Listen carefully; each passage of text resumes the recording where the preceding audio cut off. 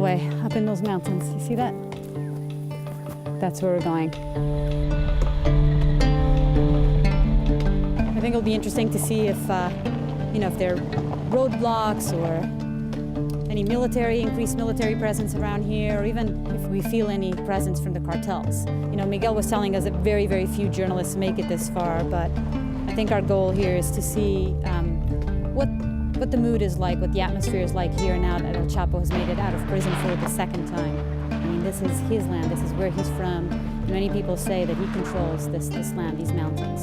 This is Sinaloa cartel land.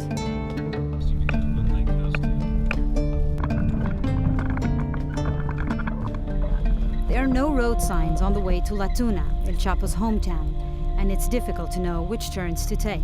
I'm not sure, I'm sorry, but I'm not sure if we're going this direction or this direction. Maybe we're gonna have to wait for a car to tell us, yeah. There aren't a lot of people around. It feels very much like we're in the middle of nowhere, in the middle of these mountains, the Sinaloan mountains, but also there's a complete lack of military presence. I mean, it's just been a week since El Chapo escaped, and we're just, a few miles away from his hometown, and so far we've seen nothing around here. I mean, if you consider that the last time he escaped, he was hidden here, it's really hard to believe that the Mexican government doesn't have any military presence here. So it's weird, strange. Finally, a pickup truck full of young men points us in the right direction, and we're back on our way.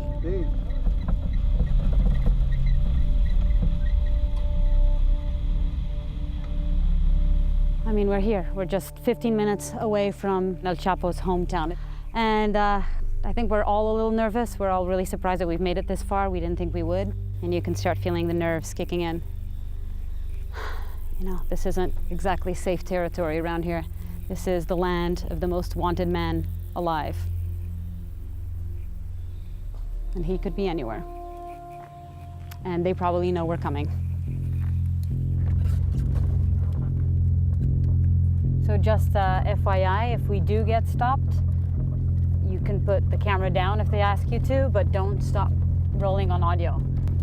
I think there's a good chance that we'll be stopped somewhere and they'll tell us to just get the hell out of here, Just on the outskirts of La Tuna, we see 3 soldiers sitting under a tree. The first sign of the military. We're being stopped by the Mexican Army. Señoras, muy buenas. Hola, buenas. ¿Cómo están? ¿Podría apagar su cámara, por favor? Sí, claro. The army officer asks us to step out of the car without our cameras. Nosotros trabajamos para la Fusion. Sí. ¿El motivo de la visita? Vamos a hablar con la señora Consuelo. Sí. Perfecto. Claro. Estamos aquí, pueden contar con nosotros. Cualquier imprevisto respecto a seguridad. Nosotros estamos en todo el país, como se han dado cuenta. No solo en este lugar, sino en todo el país. Cuenten con la tranquilidad y la seguridad de estar en confianza en esos lugares. ¿Por qué? Porque estamos cuidando nosotros. Y el Chapo no lo ha visto, ¿no?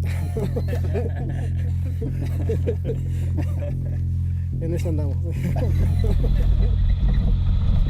We were expecting a full-scale military operation, but instead we found a little checkpoint.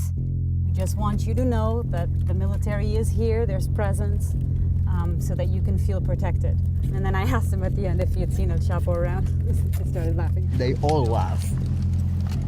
And just like that, we're in the hometown of Joaquin El Chapo Guzman. I'm excited that we finally made it, and in shock that we're actually here.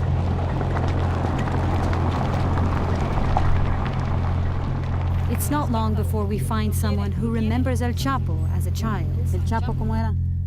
Gordito, chapito.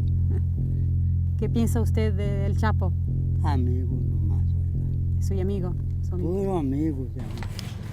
So, We head to El Chapo's mother's home. It's by far the biggest building in the area. It's not a discreet house that she lives in, that's for sure. Okay, so I think camera's down for now. ¿Cómo está? Bien, gracias a Dios. Muchas gracias. At the front gate, we're met by a young woman who says she works for the family. somos periodistas, ¿tú crees que...? We ask if we can talk to El Chapo's mom. Y la orden que tenemos es que no dar entrevistas, ni fotos, ni nada. A little disappointing, for sure. She was in there. We know she was in there. Apparently, she says that she was taking a rest. And it's not worth even asking her because there are strict family orders that she not talk to the press. But then, as we're filming down the road, a man pulls up on an ATV. So you shut off the camera. He says that someone wants to talk to us.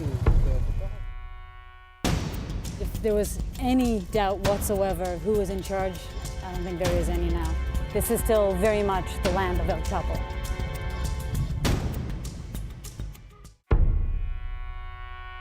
We've just arrived in the hometown of notorious drug lord Joaquin El Chapo Guzman, when suddenly a man pulls up on an ATV. ¿Todo bien? Mariana. He says that someone wants to talk to us. We follow him back to the house where El Chapo's mother lives, and we're told to leave our cameras in the car. La cámara no está ligada. It's an intimidating scene. Armed men with walkie-talkies and intense glares. A man with 4 walkie-talkies on his belt notices my microphone and tells me to turn it off and put it in the car. I'm then handed a phone, and to my surprise, I hear a man on the other side speaking perfect English. He asks me what I'm doing there and who I work for. As we talk, more men arrive on ATVs. At this point, the man on the phone says that if we want to talk to El Chapo's mother, we need to pay. When I refuse, the tone of the conversation quickly changes. We have 30 minutes to get the out of here. We're also coming after us.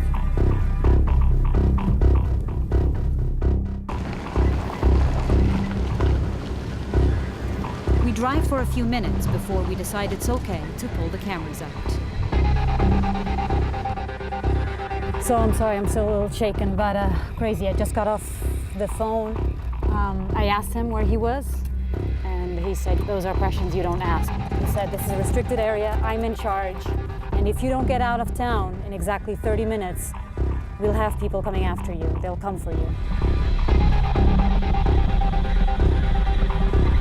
Meanwhile, there's this other guy that has about 4 or 5 walkie-talkies. That's the guy that searched me, that wanted to make sure I didn't have any microphones on me.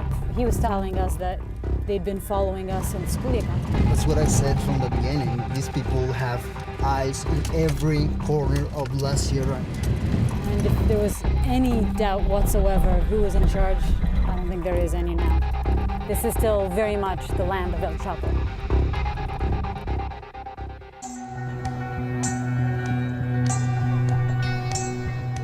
On my last day in Sinaloa, I kept thinking about how a man so powerful and feared, a man whose drug empire has contributed to much of the violence in Mexico, can at the same time be loved by so many. He represents the hero Mexico don't have. What El Chapo's escape means for Mexico's drug war remains to be seen. For now, it's just another chapter in the story of his growing outlaw legend. I do believe that there is no way he's gonna get caught again.